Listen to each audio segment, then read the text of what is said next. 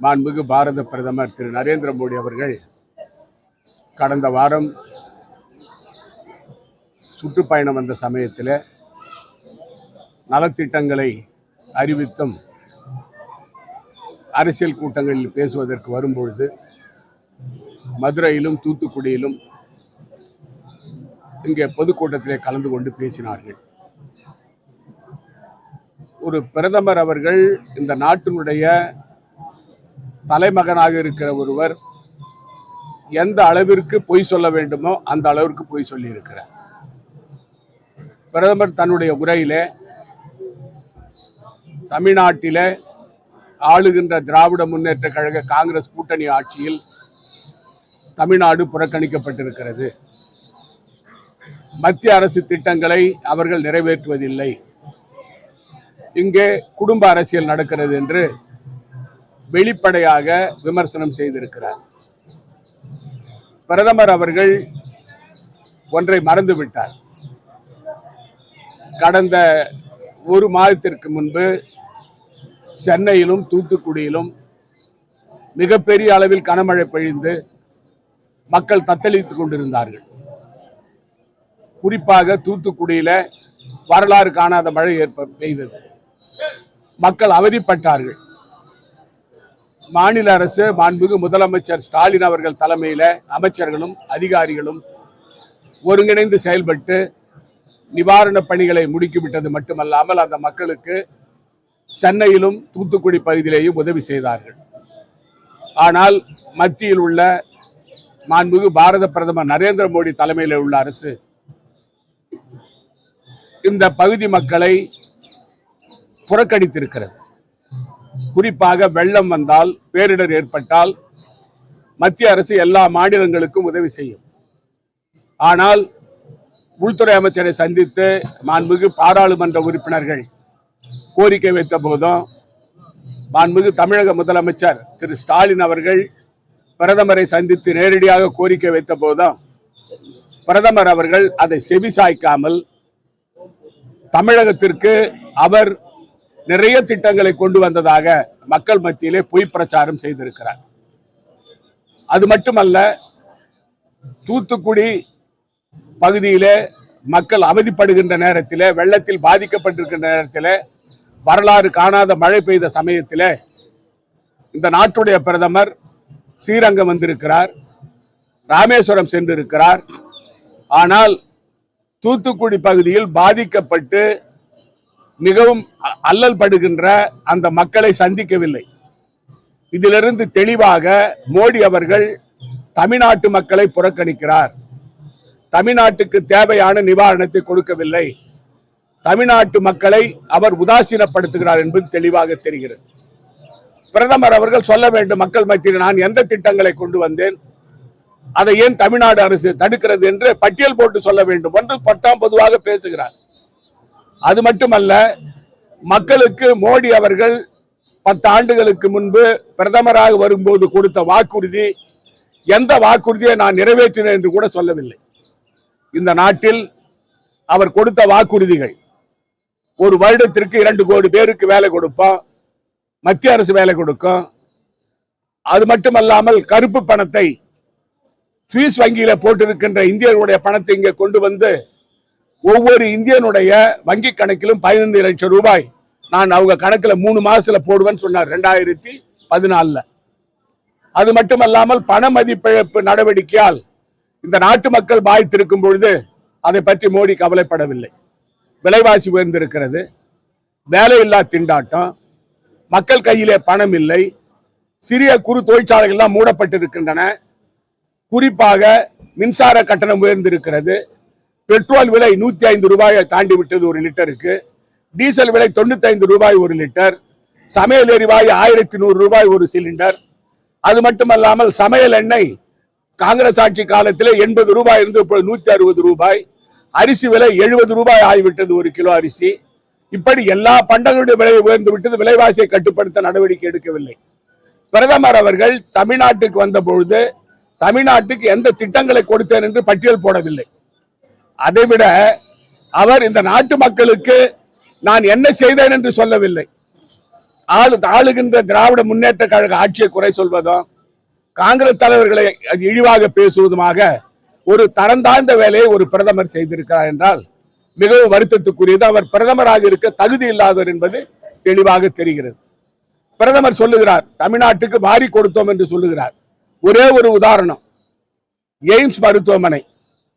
AIIMS மருத்துவமனை கட்டுவதற்கு மதுரையில திட்டம் போடப்பட்டு அதற்கு முடிவெடுக்கப்பட்டு பிரதமர் அவர்கள் 5 ஆண்டுகளுக்கு முன்பு இங்கே வந்து அடிக்கல் நாட்டினார்.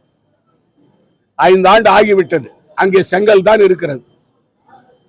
இதை திராவிட முன்னேற்ற கழக பாராளுமன்ற உறுப்பினர்களும் காங்கிரஸ் பாராளுமன்ற உறுப்பினர்களும் மார்க்சிஸ்ட் கம்யூனிஸ்ட் கட்சி பாராளுமன்ற உறுப்பினரும் பாராளுமன்றத்தில் பேசும் பொழுது நாங்கள் நிதி ஒதுக்கி விட்டோம், உடனே வேலையை ஆரம்பிக்கிறோம் என்று 5 வருடங்கள் கழித்து இப்பொழுது சொல்லியும் கூட அந்த வேலை துவங்கப்படவில்லை.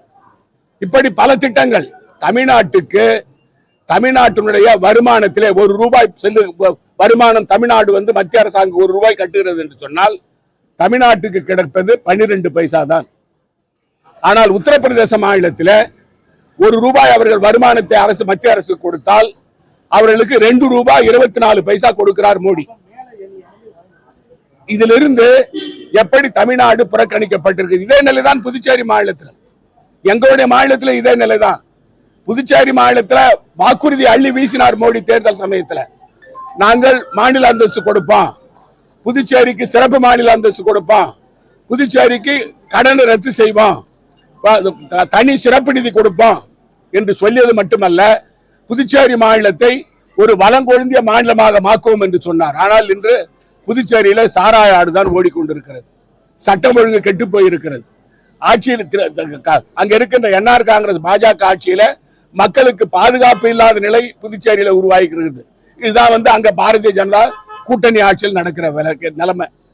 பிரதமர் இங்க வந்து தூத்துக்குடிக்கு வரும்பொழுது குலசேகரப்பட்டினத்தில் ராக்கெட் ஏவுதளம் அதை வந்து பிரதமர் வந்து அதுக்கு அடிக்கல் நாட்டியிருக்கார்.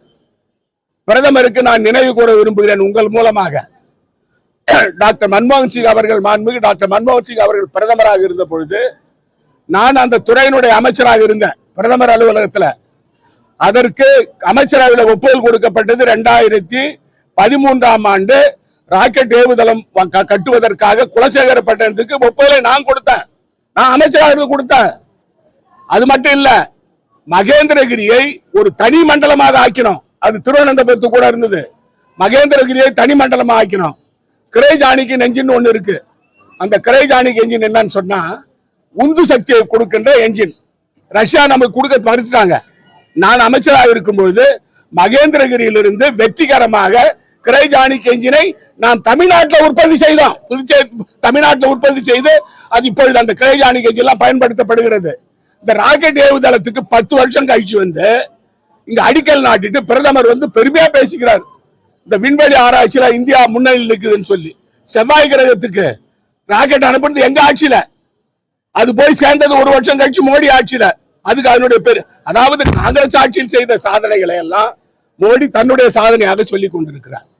இதுல இருந்து மிக தெளிவாக பாரதிய ஜனதா கட்சி வெற்றி வேட்டு மக்களை பற்றி கவலைப்படுவதில்லை. அவர்கள் ஆட்சியில் இருக்க வேண்டும், மதத்தின் பேரால ஆட்சி செய்ய வேண்டும், வளர்ச்சியை பற்றி கவலை இல்லை, மத கலவரத்தை உருவாக்க வேண்டும். அது மட்டும் இல்லாம அவர்கள் வெற்றி பெறாத மாநிலங்களில் அங்க இருக்கின்ற ஆளுங்கட்சி சட்டமன்ற உறுப்பினர்களை 25 கோடி 50 கோடி என்று சட்டமன்ற உறுப்பினர் விலையை கொடுத்து அந்த ஆட்சியை கலைத்து ஆட்சி அமைக்கணும். இதுதான் பாரதிய ஜனதா கட்சியுடைய வேலை. ஆனா இந்த தேர்தல் அது நடக்காது. அது காரணம் என்னன்னு சொன்னா இந்தியா கூட்டணி வலுவாகி வருகிறது. இந்தியா கூட்டணியை பொறுத்த வரைக்கும் பீகார் மாநிலத்தில் லல்லு பிரசாத் யாதவோடு ஒப்பந்தம் முடிந்திருக்கு. அதே போல ஆம் ஆத்மி பார்ட்டியோட டெல்லியில ஒப்பந்தம் ஆயிருக்கு, குஜராத்தில் ஒப்பந்தம் ஆயிருக்கு, கோவாவில் ஒப்பந்தம் ஆயிருக்கு. அது மட்டும் இல்லாம ஹரியானாவிலும் ஒப்பந்தம் ஆயிருக்கு. மகாராஷ்டிரா மாநிலத்தில் சிவசேனா கட்சியோட உத்தவ் தாக்கரே கட்சியோடையும் சரத்பவார் கட்சியோட ஒப்பந்தம் ஆயிருக்கு. தமிழ்நாட்டில் மாண்புமிகு தமிழ்நாடு முதலமைச்சர் ஸ்டாலின் அவர்கள் தலைமையில இப்ப எல்லா கட்சிகளும் கூட்டணி சேர்ந்து ஒருங்கிணைந்து வரோம். இப்ப மம்தா பானர்ஜி அம்மையார் கூட பேசிட்டு இருக்கோம். அதனால 28 கட்சிகள் ஒருங்கிணைத்து இந்த தேர்தலை சந்திக்க போறோம். அதாவது நரேந்திர மோடி அவர்களுடைய வீழ்ச்சி இப்பொழுது ஆரம்பமாகி இருக்கிறது. அதனால்தான் பிரதமர் அவர்கள் தடம் புரண்டு பேசுகிறார். கட்சிகளை எல்லாம் தரக்குறைவாக பேசுகிற ஒரு நிலை ஏற்பட்டிருக்கிறது. ஒரு பிரதமர் வராரு, மதுரை கோயிலுக்கு வராரு, மதுரை மீனாட்சி அம்மனை தரிசிக்கணும்னு வராரு. பிரதமருக்கு வர்றதுக்கு உரிமை உண்டு. ஆனால் வரும்போது கடைகளை சாற்றுவதும், கோயில்ல யாரும் எந்த பக்தரும் போகக்கூடாதுன்னு சொல்வதும், யாரையும் உள்ளே கூடாததும் இது ஒரு அராஜக செயல்.